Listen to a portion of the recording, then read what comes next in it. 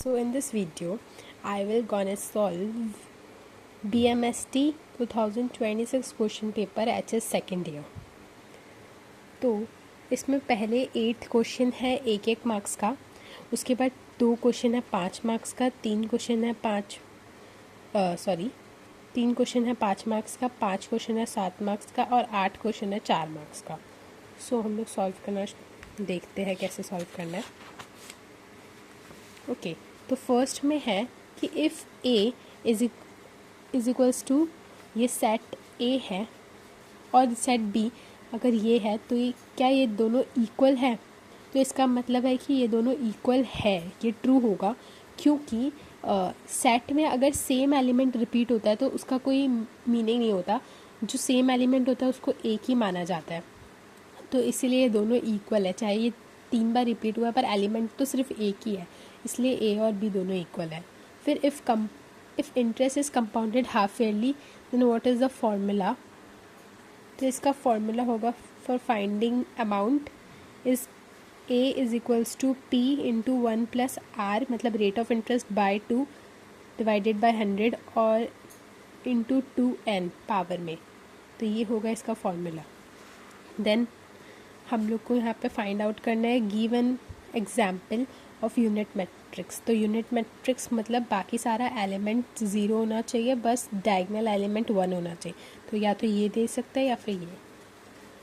फिर state whether the relationship is correct और not. तो n C r is equals to n C n minus r, ये correct है। उसके बाद में what is the value of 15CO? तो 15CO को हम लोग ऐसे भी 15C0 को हम लोग ऐसे भी लिख सकते हैं, तो इसका आंसर आ जाएगा 1। Then the sum of the deviation measured from mean is 0। ये ऑलरेडी बुक में गिवन है, मीन का प्रॉपर्टी भी होता है। Right down the standard deviation of 7 and 3। तो हम लोग को पता है standard deviation of 2 number is equals to half of their difference. तो हाफ ऑफ देयर डिफरेंस, उनका डिफरेंस हो जाएगा 4 और half into 4 is equals to 2, तो इसका आंसर हो जाएगा 2। The coefficient of correlation lies between -1 and +1. So now the next question is, in how many years will a sum be double of itself at 10% per annum simple interest? तो हम लोग को number of years निकालना है, तो हम लोग यहाँ पे ले लेते हैं let the sum be p या फिर let the principal be p, simple interest be simple interest, या फिर सिंपल इंटरेस्ट को आपको कुछ भी लेने का ज़रूरत भी नहीं है, एंड टाइम भी n। और गिवन है हम लोग को अमाउंट हो रहा है ट्वाइस इनटू जो भी सम है, तो सम हम लोग p लिया था तो 2p हो जाएगा अमाउंट। तो और रेट ऑफ इंटरेस्ट गिवन है r पर 10% पर एनम। तो we know that amount is equals to simple interest plus principal. So हम लोग अगर फॉर्मूला में जो भी वैल्यू है उसको पुट करें और फिर सॉल्व करें तो हम लोग का आंसर आता है 10 ईयर्स। तो number of years is equals to 10 हो जाएगा। उसके बाद नेक्स्ट क्वेश्चन है 2 differences between matrix and determinants. तो हम लोग लिख सकते हैं 2 डिफरेंसेस में आप अच्छे से लिख देना पूरा सेंटेंस बना के। तो रॉज एंड कॉलम, तो here the number of rows could be equal और अनइक्वल। इसमें ज़रूरी नहीं है, मैट्रिक्स में इक्वल भी हो सकता है नंबर ऑफ रॉज और कॉलम्स, और अनइक्वल भी हो सकता है, पर इधर पे number of rows is always equal to number of columns. फिर they are enclosed and by this bracket, and in determinant the numbers are enclosed under rows और columns are enclosed by this bracket. यहाँ पे मैंने पूरा sentence बना के नहीं लिखा, पर एग्जाम में फुल सेंटेंस बना के अच्छे से क्लियरली लिखना है। सो द नेक्स्ट क्वेश्चन, इसमें हम लोग को x का वैल्यू निकालना है। हम लोग के पास 4 नंबर्स दिया हुआ है, x-5, x-2, 2x + 4 और 2x + 7, और हम लोग का अरिथमेटिक मीन है 19। तो हम लोग को मीन का फॉर्मूला पता है कि sum of the total element by total observation. तो हम लोग अगर इसको करें सम, तो यहाँ पे 4 हो जाएगा, बाय टोटल ऑब्जर्वेशन 4 है। फिर अगर आप x वाला को अलग कर लो, नहीं तो आप डायरेक्ट भी ऐड कर सकते हो। फिर उसके बाद में ऐड करने के बाद हम लोग का आंसर आ जाएगा 6x + 4/4, फिर 419 से मल्टीप्लाई किया 4 को, क्योंकि ये इधर चला गया तो आया 76। फिर 76 में से माइनस किया 4, ये वाला जो प्लस था वो माइनस की तरफ चला जाएगा 72। फिर यहाँ पे 6 से डिवाइड किया तो हम लोग का आंसर आता है एक्स का value 12। Now in the next question D में हम लोग को ए का वैल्यू दिया हुआ है, बी का वैल्यू दिया हुआ है, हम लोग को ट्वाइस ए माइनस ट्वाइस बी का वैल्यू निकालना है। तो हम लोग यहाँ पे डायरेक्ट 2 इंटू ए कर लेंगे माइनस 2 इंटू बी। तो यहाँ पे -2 से मैंने मल्टीप्लाई किया तो यहाँ पे एडिशन का वैल्यू एडिशन बच जाएगा। फिर इसको पूरा सॉल्व करने के बाद आंसर आ रहा है -12, 4 - 4 और यहाँ पे 0। नाउ क्वेश्चन नंबर ई में हम लोग को NC20 का वैल्यू दिया हुआ, NC20 is equals to NC5 दिया हुआ, हम लोग को फाइंड आउट करना है NC2। We know that NCQ is equals to NCP होने से दो चीज़ हो सकता है, या तो Q is equals to P हो सकता है या फिर Q plus P is equals to N हो सकता है। तो यहाँ पे Q और P तो इक्वल है नहीं, तो Q plus P is equals to N हो सकता है। तो N का वैल्यू हम लोग का 25 आ जाएगा, और फिर अगर हम लोग 25 N के जगह पुट करें तो हम लोग सॉल्व करने के बाद हम लोग का आंसर आता है 300। नाउ क्वेश्चन नंबर 3 में दिया हुआ है simple interest on principal 5000 from 4 March 2025 to 28 July 2025। तो ये 25 एक नॉन लीप ईयर है, ये हम लोग को याद रखना है। तो ये नॉन लीप ईयर है, मतलब इसमें टोटल नंबर ऑफ डेज होगा 365, और यहाँ पे रेट ऑफ इंटरेस्ट दिया हुआ है 5% पर एनम। तो इसको अगर हम लोग सॉल्व करें तो हम लोग का आता है, हम लोग का 4 मार्च, मतलब मार्च में 31 डेज़ होता है, तो 27 डेज़ मार्च का, अप्रैल का 30 डेज़, 31 डेज़ मई का, 30 डेज़ जून का, और फिर 28 जुलाई का, तो हम लोग का 146 डेज़ होता है। तो अगर हम लोग को नंबर ऑफ़ ईयर्स में इसको कन्वर्ट करना है तो हम लोग को डिवाइडेड बाई 365 करना पड़ेगा, और अगर यही मंथ में होता है तो हम लोग इसको, सपोज 3 मंथ होता है तो हम लोग उसको डिवाइडेड बाई 12 करते हैं इसको ईयर्स में कन्वर्ट करने के लिए। तो ये ईयर्स में हो गया, पर अगर यही एक लीप ईयर होता तो हम लोग 366 से डिवाइड करता, पर ये एक नॉन लीप ईयर है इसलिए 365 से डिवाइड किया। Now rate of interest is 5% पर एनम। तो सिंपल इंटरेस्ट में वैल्यू अगर पुट करके सॉल्व करें तो हम लोग का आंसर आता है 100 रुपीज़। अब क्वेश्चन नंबर 4 में दो ऑप्शन है, फर्स्ट एंड सेकेंड। मैं सिर्फ फर्स्ट वाला सॉल्व करी हूँ, सेकेंड वाला वैसे तो ऑलरेडी बुक में भी है सॉल्व करने का फुल मैथड, तो इसलिए सॉल्व नहीं कर रहा। तो अगर हम लोग देखें तो हम लोग को गिवन है NP4 is to N+1 P4 is equals to 5 is to 9। तो इसको सॉल्व करें तो हम लोग का आंसर आता है N का वैल्यू 8। आप सॉल्व करना देख सकते हो कैसे किया। नाउ इन क्वेश्चन नंबर 5 हम लोग को गिवन है 1, ये गिवन है, हम लोग को प्रूव करना है is equal to x into Y. तो अगर इसमें हम लोग सबसे पहले ρ1 इज इक्वल्स टू ρ1 माइनस ρ2 करें तो हम लोग का आंसर आता है यहाँ पे 0 0, फिर 1 माइनस, और ये यहाँ पे बहुत सारे लोग गलती करते हैं, तो यहाँ पे अगर 1 प्लस x करें तो ये हो जाता है 1 माइनस 1 माइनस x, तो ये एंड में माइनस x ही बचेगा। सो इसको पूरा सॉल्व करें तो यहाँ पे 0 0 आ जाएगा, यहाँ पे माइनस x आ जाएगा। उसके बाद में एक्सपांडिंग अलॉन्ग ρ1 करें तो हम लोग का यहाँ पे 1 + 2 इसलिए किया कि यहाँ पे ρ1 है और कॉलम 2 है। उसके बाद हम लोग सॉल्व करें तो हम लोग का आंसर आता है x इंटू वाई, तो मतलब ये इज इक्वल्स टू RHS है। नाउ इन क्वेश्चन नंबर 6 यहाँ पे गिवन है find the probability of getting 53 Sundays in a leap year. तो इन अ लीप ईयर हम लोग के पास 52 कंप्लीट वीक्स होता है और 2 एक्स्ट्रा डेज होता है। तो ये 2 एक्स्ट्रा डेज क्या क्या हो सकता है, या तो संडे मंडे हो सकता है, या तो फिर Monday Tuesday Wednesday Thursday Friday, या फ्राइडे सैटरडे, या सैटरडे संडे, कोई भी हो सकता है। तो यहाँ पे टोटल आउटकम हो जाएगा 7, और हम लोग का फेवरेबल आउटकम मतलब हम लोग को संडे चाहिए, तो हो सकता है संडे मंडे या फिर सैटरडे संडे। तो अगर हम लोग let A be the event of getting Sunday ऐसे करके हम लोग को लिखना है अच्छे से सेंटेंस बना के, therefore probability of getting A मतलब PA is equals to 2/7। Favourable outcome हम लोग का 2 और टोटल आउटकम है 7।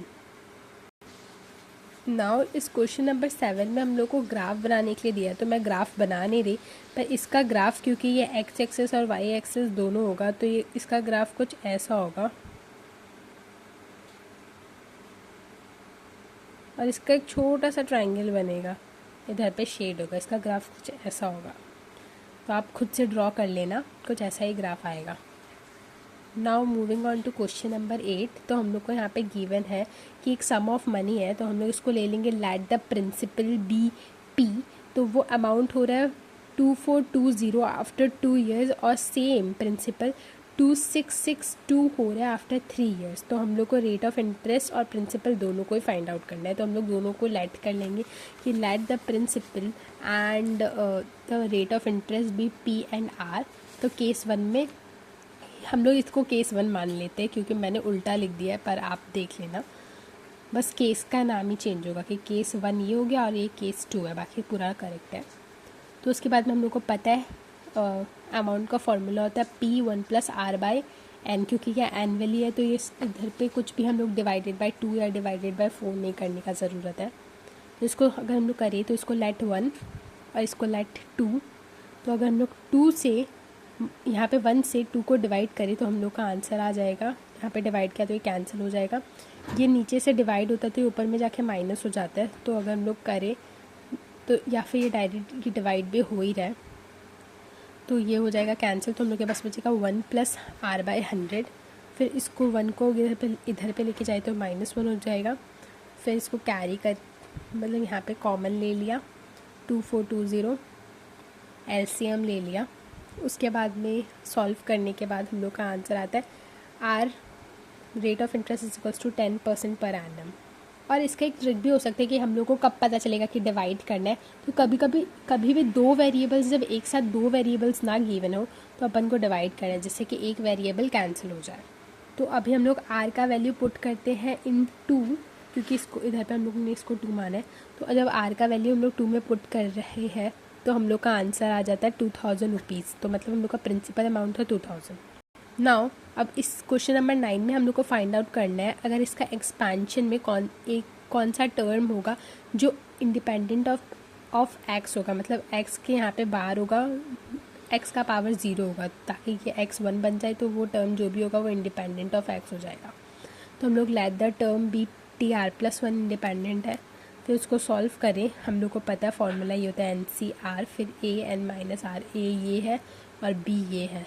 तो इसके बाद हम लोग सॉल्व करें तो हम लोग फिर according to the question 10 - 2R = 0 हो जाना चाहिए, क्योंकि x के पावर में 0 होना चाहिए।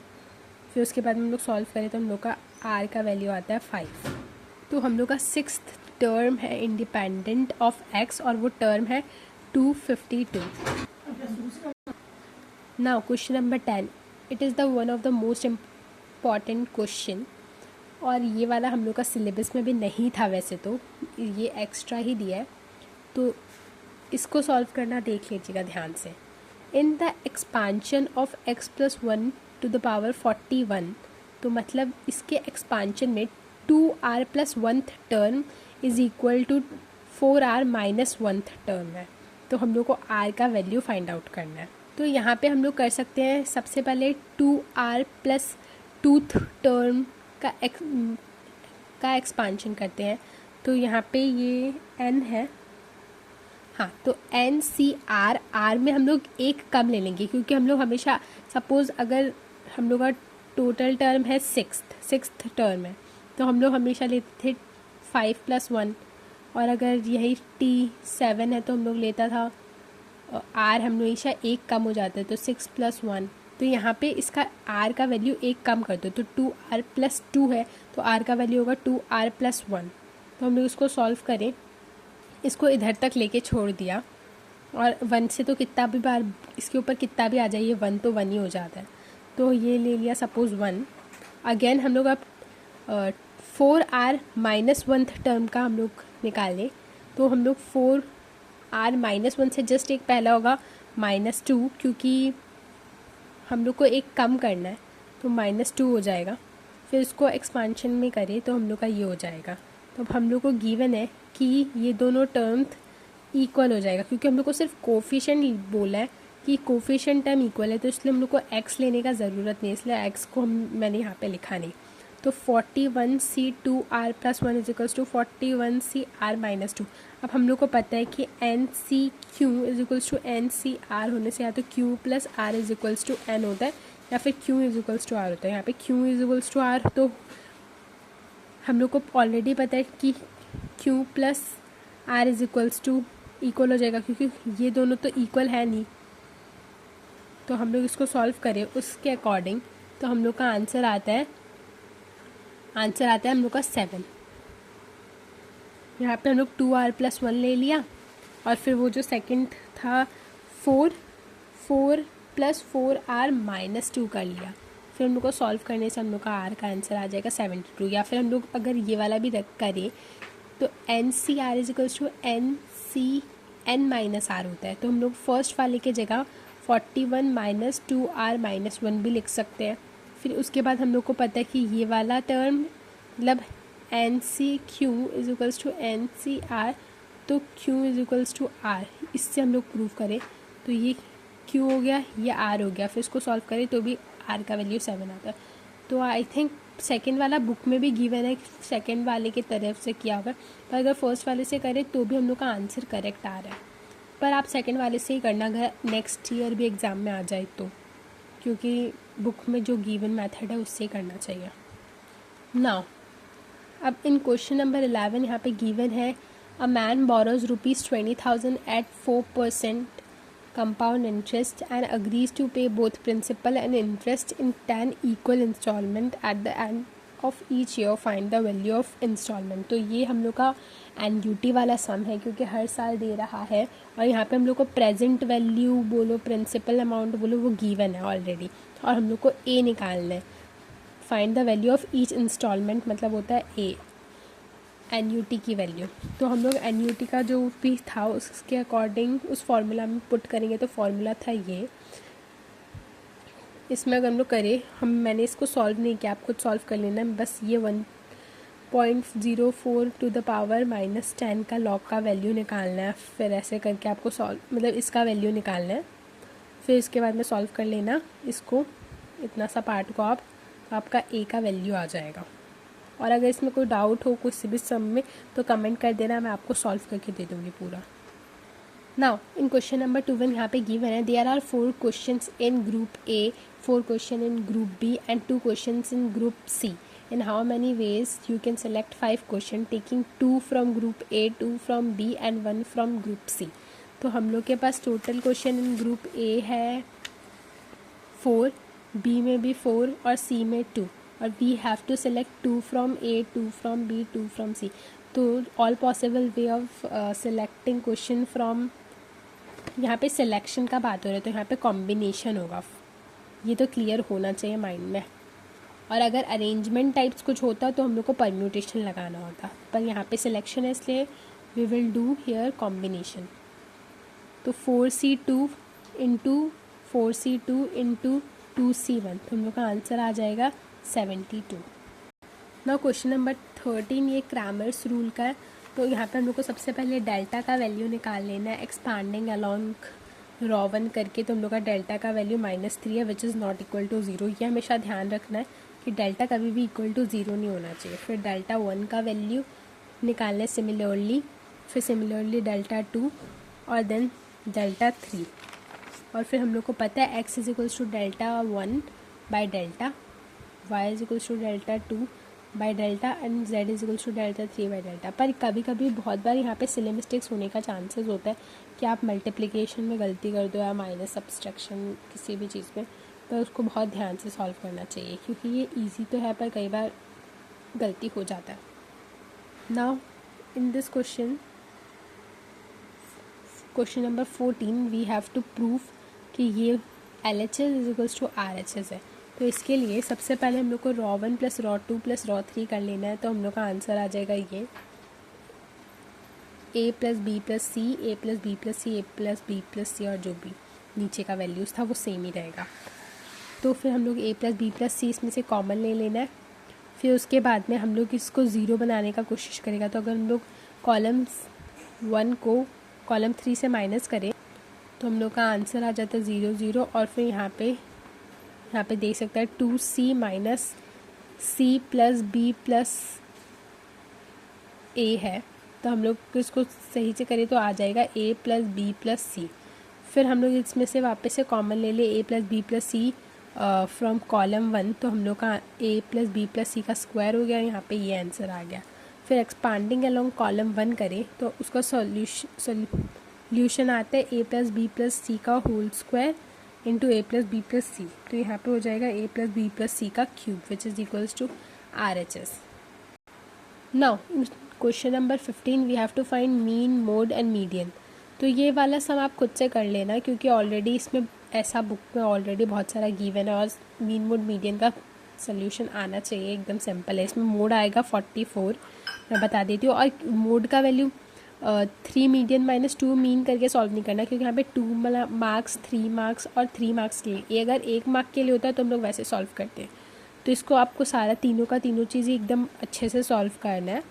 और हाँ, चेक करने के लिए आप ये वाला फॉर्मूला से किसी भी चीज़ का वैल्यू चेक कर सकते हैं।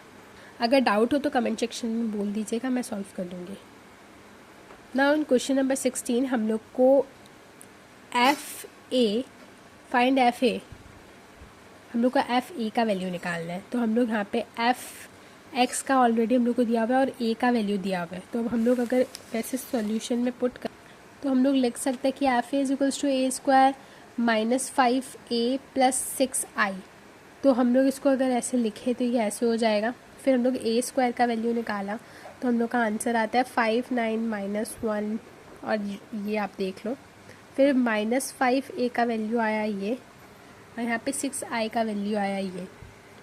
तो इसको हम लोग पूरा सोल्यूशन करें देखिए तो हम लोग का आंसर आता है 1 माइनस 1, और ये वाला आंसर आता है। एक बार आप चेक कर लेना फिर भी खुद से सॉल्व करके। नाउ इन क्वेश्चन नंबर 16 का तो 16 के बी में हम लोग को n P r is equals to n minus 1 P r plus r into n minus 1 P r minus 1 को इक्वल प्रूफ करना है। तो हम लोग सबसे पहले एल एच एस लिया, तो एल एच एस इतना तक सॉल्व किया, फिर आर एच एस को सॉल्व किया। तो यहाँ पे हम लोग इसको ऐसे लिख सकते हैं। फिर इसमें से कॉमन ले लिया n माइनस 1 और n माइनस आर माइनस 1, तो हम लोग का यहाँ पे ये बच गया। फिर इसको पूरा अच्छे से सॉल्व करें तो हम लोग का ये आता है, और इसको हम लोग ऐसे भी लिख सकते हैं। हम लोग का सॉल्यूशन आ गया। So L H is equals to R H S proof हो गया। नाउ क्वेश्चन नंबर 17 का ए में हम लोग को एस डी का वैल्यू निकालना है। ऑलरेडी इसका फॉर्मूला गिवन है बुक में, तो ये आप खुद से सॉल्व कर लेना, और अगर कोई डाउट होने से कमेंट सेक्शन में बोल दीजिए। नाउ इन क्वेश्चन नंबर 17 का बी हम लोग को यहाँ पे ए ट्राइंगल बी, इसका मतलब वैल्यू निकालना है। तो इसका मतलब होता है A minus B union B minus A. तो हम लोग को सॉल्व करें तो जो भी वैल्यू ए में है और बी में नहीं है उन सबको हम लोग को लिख लेना है। तो हम लोग का आंसर आता है 257, और यूनियन का साइन दे देना है। उसके बाद में जो बी में है पर ए में नहीं है, तो हम लोग का सिर्फ 8 और 9 है जो बी में है और ए में नहीं है, तो दोनों का यूनियन करें तो हम लोग का आंसर ये आता है। इसके अंदर एक और ऑप्शन है, आप मीन डेविएशन भी निकाल सकते हैं अबाउट एरिथमेटिक मीन,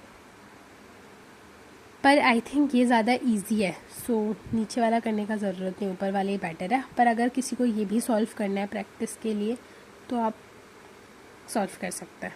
नाउ 18 का ए में हम लोग को निकालना है व्हेन 2 डाइज आर थ्रोन सिम्युल्टेनियसली, एक साथ थ्रो हो रहा है, तो हम लोग को फाइंड करना है probability of getting even number on both the dice. सिर्फ एक डाइज में नहीं, दोनों ही डाइज में इवन नंबर आना चाहिए। तो sample space of throwing 2 dice simultaneously तो होगा ये। तो और अब इसमें इवन कौन सा है दोनों डाइज में, तो 2 2 2 4 2 6 4 2 4 4 4 6 5 6 2 6 4 6 6। तो यहाँ पे टोटल केसेस हो गया 9, तो फेवरेबल आउटकम हो गया 9 बाय टोटल आउटकम है 36, तो आंसर हो जाएगा 1/4। नाउ लास्ट क्वेश्चन 18 का बी, हम लोग को Karl Pearson coefficient of correlation निकालना है। तो यहाँ पे x और f दिया हुआ है, f को हम लोग y भी लेट कर सकते हैं। तो हम लोग को इसको सोल्यूशन देखें तो इसका सोल्यूशन कुछ ऐसे होगा। हम लोग को सबसे पहले x और y दिया हुआ है, तो हम लोग को dx निकालना है। x माइनस a, मतलब a मतलब होता है अज्यूम्ड मीन, तो इसमें से हम लोग अज्यूम्ड मीन ले लेते हैं 3, तो हम लोग का आंसर आ जाता है dx इज इक्वल्स टू 0।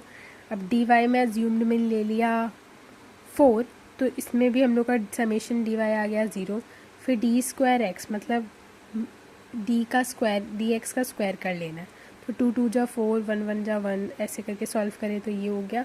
और डी स्क्वायर वाई का भी आ गया हम लोग का 10 सिमिलरली।